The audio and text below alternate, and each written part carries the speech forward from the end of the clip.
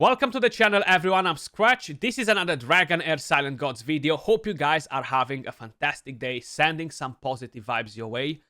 We're gonna do our very first champion spotlight, guys, and it's gonna be on one legendary hero that everybody will get for free. So if you head over to events, once you're gonna complete the one step ahead, so you're gonna do the storyline, you're gonna defeat the Violet Dragon, you're gonna get ERRICH for free. Now, he's a wild hero from the fire element, and we're gonna see, is it worth it to invest in this champion? Is he really good? Can he do a lot of damage? What exactly can he do in our team? So one thing that I would mention pretty early on is don't waste your legendary scrolls on him just yet, okay? Because you might summon a better legendary hero, and as I'm always saying it in all the games, don't bother to scroll the DPS. Always make sure you're scrolling, aka toming, aka booking the support heroes, because that will give you more value. So this is my ERRICH right here. It doesn't have a captain aura. With the passive skill, if you click on details, you're going to be able to see the multipliers. Increases the hero's wild success rate by 5% every time an ally performs a successful wild check, up to 14 stacks, guys. So that will actually allow him to have the wild success rate up to 100%. But you need to have at least one more wild hero in the team with him to ensure that he's always gonna perform a wild check. Basically, that increases the damage, okay? But it starts at a success rate of 30%. Now, with the stacks, with the boost, you can get 70% more and make it 100. Then, whenever the hero performs a successful wild check, the hero's skills additionally deal 70% attack fire damage. Now, this is nothing insane in terms of extra damage, but it does help quite a bit. Then, moving over to the battle skill, is an AoE. Now, the range is not that massive, okay? So the problem with ERRICH, in my opinion, is the range, because he's not covering a lot of the map, you know? So here, the cooldowns are fairly decent, 11.71 seconds to completely recharge the skill. It's not one of the fastest, honestly. Summons the Flame Pillar under enemies, dealing 300% attack fire damage to enemies within range. It gains 50% damage bonus if only one enemy is hit. So this makes him better for dungeon bosses where you only have one target, or even in the Vortex where there's only one target, okay? If you're using this in Arena, you're not really gonna gain the extra 50% damage. If you're using him in the Goblin, you're not really gonna gain the extra 50% damage, so keep that in mind. Then we have the ultimate skill, guys. 22 seconds to completely recharge.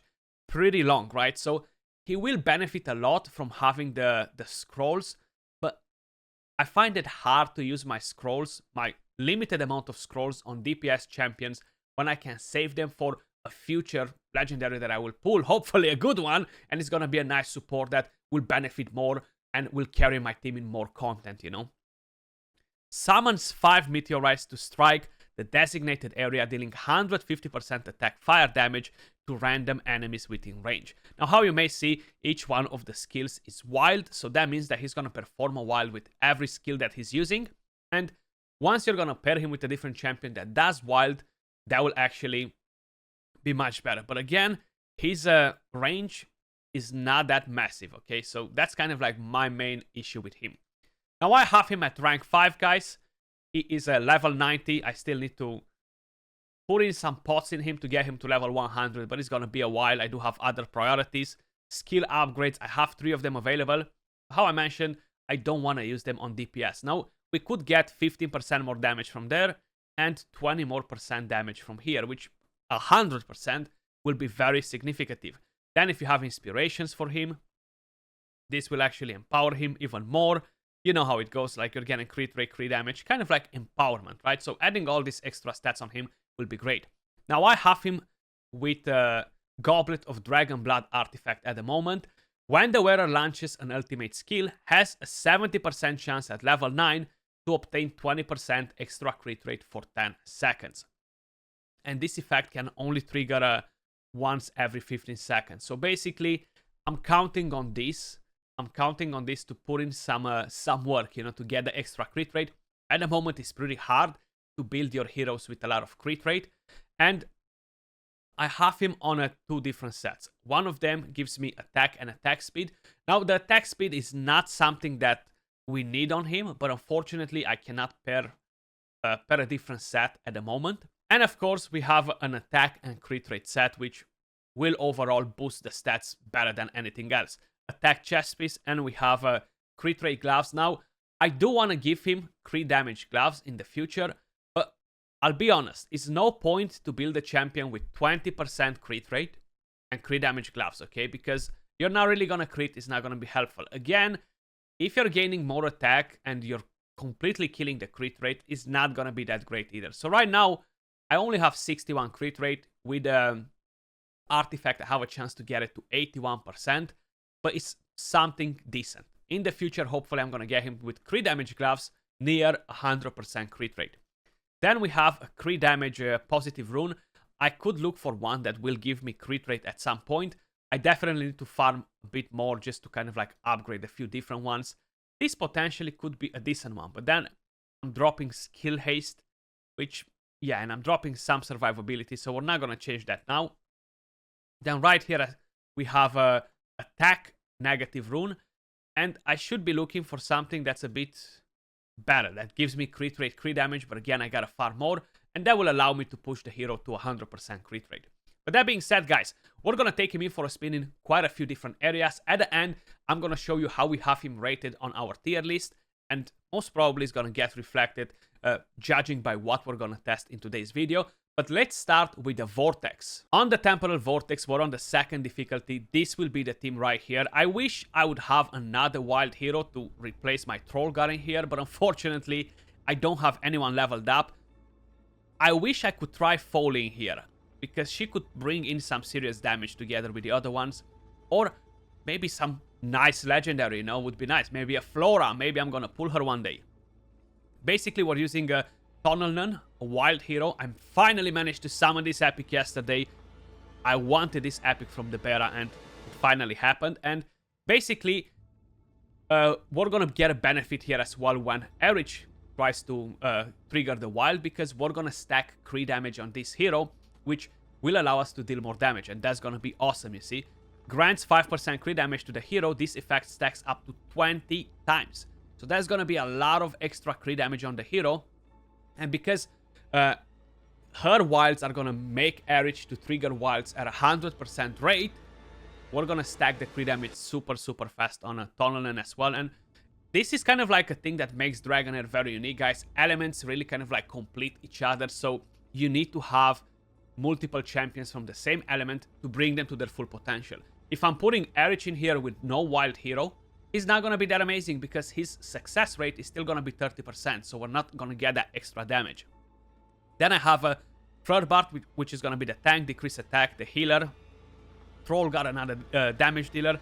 And I have Questa, DPS, self-heal, and more decrease attack to have it a bit more consistent, you know. But let's crack on it. We're going to see a bit of damage in here, guys. Of course, I'm going to show you the statistics at the end, to kind of like get an idea of how the damage compares with the other champions. Now, my Troll God, who is a legendary hero, is fully scrolled, okay? I scrolled that hero in the beta, and I'm just pointing that out because he deals quite a bit of damage, you know, and it's gonna give us an idea of what they could potentially do, how they compare with each other. It's pretty hard to compare the heroes with each other in this game, because they all do different things. They all need different champions in the team to make them more viable, to make them better. So it's pretty hard to get that spot on, you know. But as it seems right now, he is second on our list, ERRICH, guys. And he's getting pretty close to the 30%, just looking at it, you know. So whenever he's gonna pop the ultimate skill, we're gonna bring in quite a bit of damage. Now, it would be nice if I could time that with the defense down debuff that I'm getting from my artifact, which remains on my Flirbart, because that's gonna bring in a lot of extra damage, you know. There we go, fairly decent. Okay, so we're already at 1.1 million damage.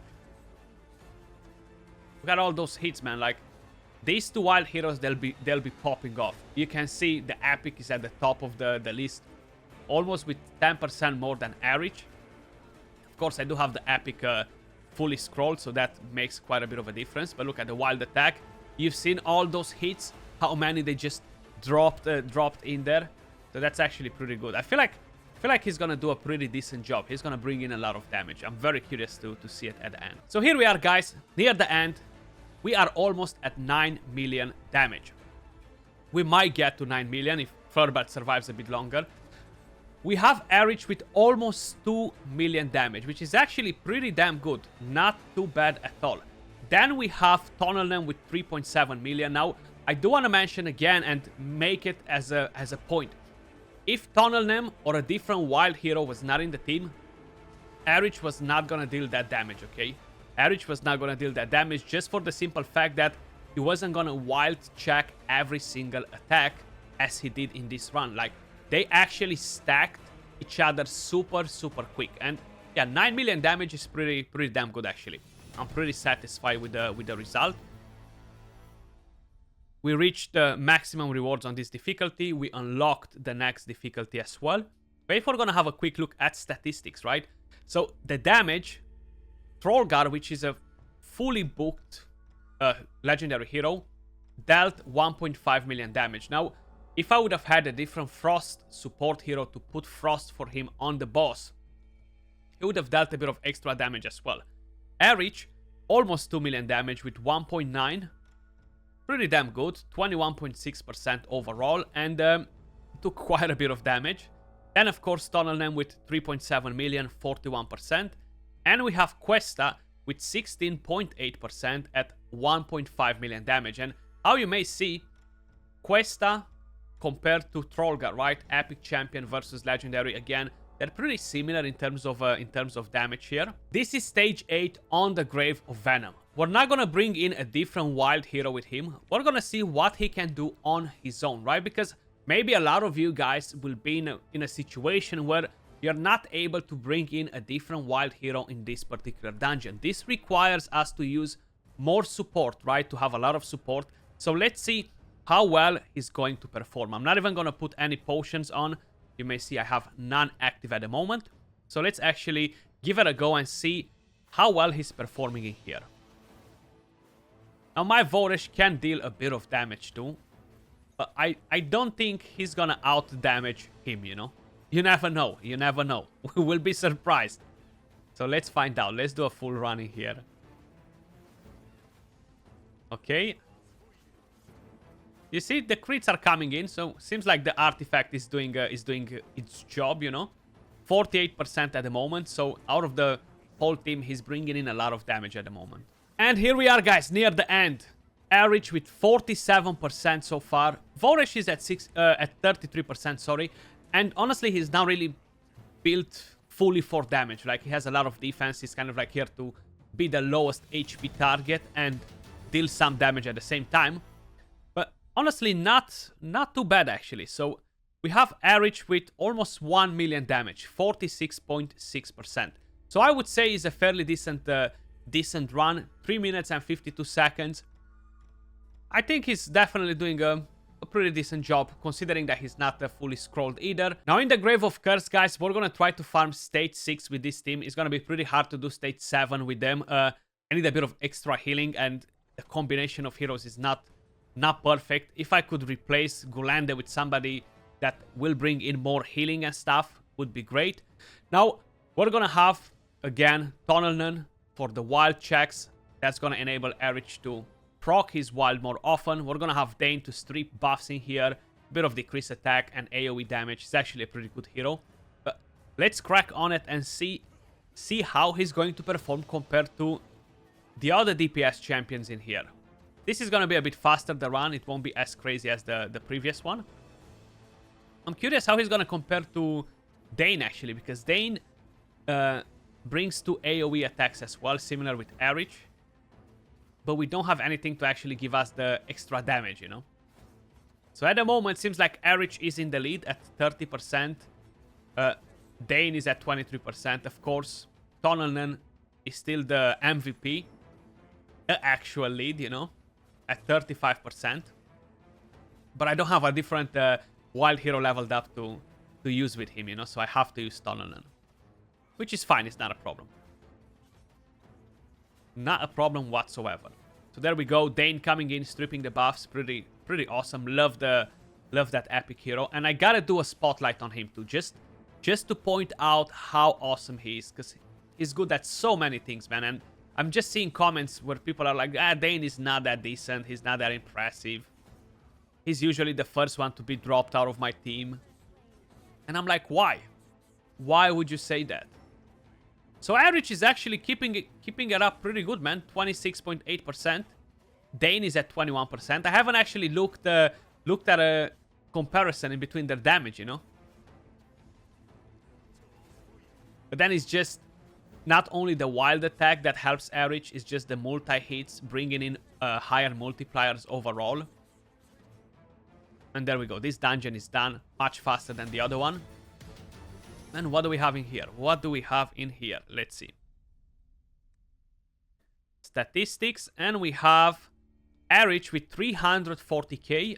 We have Tunnelman with 480. And we have Dane with 280k. So honestly, ERRICH is actually keeping up pretty good so far in dungeons. Let's move over to the next one. Grave of Wrath, guys. We're gonna do stage 6 because I need to bring in a different cleanser, or I need to play it a bit differently. And we have ERRICH, we have Tunnelman again to complete each other with the wild checks and stuff. And we have a cleanser, we have a block debuffs, we have healing prohibition. You're gonna need pretty much all these things in order to succeed. So I would say honestly that it is harder to fit in this dungeon 2 wild heroes unless you have some very strong support for the wild that will actually allow you to play it better, you know. And unfortunately, it's not the case for us at the moment. The block debuffs will help us. Having a second cleanser could potentially be good, you know, more healing, at least to push on higher stages, because at the moment, we are doing this stage without a problem, right? But I feel like if I'm trying to push on higher stages, I'm gonna have issues where I'm getting debuffed, the boss is dealing too much damage, you know, and it's harder for me to keep the team alive with this format. So if we don't have healing prohibition, whenever the boss devours our hero and is doing yum yum yum, he's gonna heal back, you know. But look at the debuffs that are coming in, you know. We are melting this boss pretty quick, so let's check the damage. ERRICH again is second on the list here with a pretty good amount of damage, 32% so far. Tunnelman, of course, is outshining him again. But that just shows, guys, that there are some pretty awesome epics in the game, you know. Some very nice epics, even rares that can do insane damage. So it seems like we are keeping that 30% up and running here. Okay. Wild attack. Beautiful. So we got this dungeon done pretty quick as well, but it's only stage 6. And what do we have in terms of statistics? 33.4%, 46.4%. The rest of the heroes are not really built for damage, so it's no point to even check it, but 300k. Fairly decent, right? Tunnelman is definitely one of the best epic DPS champions in the entire game, if not the best, you know. So it's pretty hard to compare them like that. The Frost domain will be the last PvE content that I want to try with the ERRICH in here, and we're gonna give it a go and see how well they're going to perform. This is going to be the team. We have quite a few fire heroes, and we're going fire and poison against these. We're not using lightning or a radiance because I don't really have many built at the moment. And there we go, we're at the boss. So Tunnelman will come at the top here again. So this boss basically shields, puts a shield, and you gotta break the shield. If not, you're gonna get crowd controlled. The good part is that you don't really need to break the shield, because you're gonna be able to DPS the boss after. Like, it's pretty hard to break the shield. Look at that. It's such a massive shield, you know. You're just gonna get to deal some damage in between, basically. And how we looking? How we looking so far? Yeah, Tunnelman still at the top. Dane is placed higher than ERRICH right now, actually. And if you ask me honestly, I would pick Dane over ERRICH any day. Not for the Vortex, because Dane is not that great in the Vortex, and I do need ERRICH for my Tunnelman to kind of like enable the hero to deal so much damage, you know? So they kind of like complete each other. Another wild check, boosting the stacks on a Tunnelman. The other way around after. But we're definitely not breaking that shield. Like, that's a massive shield, you know? We need to have like the heroes at level 100 have some nasty legendary gear that deals a lot of damage. We don't need to break it anyway, because we are able to deal tons of damage. Look at that. That is a cool skill though, to drop so many hits, right? To drop so many hits on the boss when he's using that. So 100%, he can bring in damage, he can do work. He's not an awful champion, and hopefully we're gonna get another free legendary in the future, man, you know? Hopefully next season they'll be adding a different one or something. That would be awesome. I know they haven't added another one from the beta. That's mainly because was no global release. Not everybody had access to that. And are we getting another ultimate in here? Actually, Dane and ERRICH are pretty close right now. Because ERRICH deals way more damage on the boss, while Dane deals way more damage on the waves. Basically. So if we're getting another ultimate in here, I feel like we might get close to passing. But there we go. Stage 5. Frost Domain, guys. This is the highest stage. And we are looking in the following way. ERRICH 26.9 with 604k damage. And then we have Dane with 27.1 at the 647k. So very, very close. And of course, Tunnelman in its own league. So that will do for PvE content. I do think that the hero is definitely not bad. And this is how we rated ERRICH on the tier list, guys. For the Vortex, a 3. For the Grave of Venom, Grave of Curse, 4. 4. For the Grave of Wrath, he's a 4 again. Heretical Ruins, 3. Ancient Battlefield, 4. Tower Defense is a 4. Now, in the Tower Defense, you do need to have some AoEs. The good part is that the enemies won't be spread all over the map, so it's easier to target them with his reach, basically. Arena, 3. And overall rating is a 3.6. It's kind of like no point for me to take him in Arena, as I don't really have any wild heroes that are gonna work great in Arena. So if I'm gonna take Tunnelman in there, it's gonna be a pretty awkward team for Arena, and that's why I'm not gonna try him today in there, because I feel like I won't be able to make him justice, okay? Let me know your thoughts in the comments down below. What's your opinion on ERRICH? Have you tried using him yet? Do you have any wild units to pair him with? And that was all for the video. Appreciate every single one of you guys watching. Much love, and I'll catch you all soon in the next one. Peace.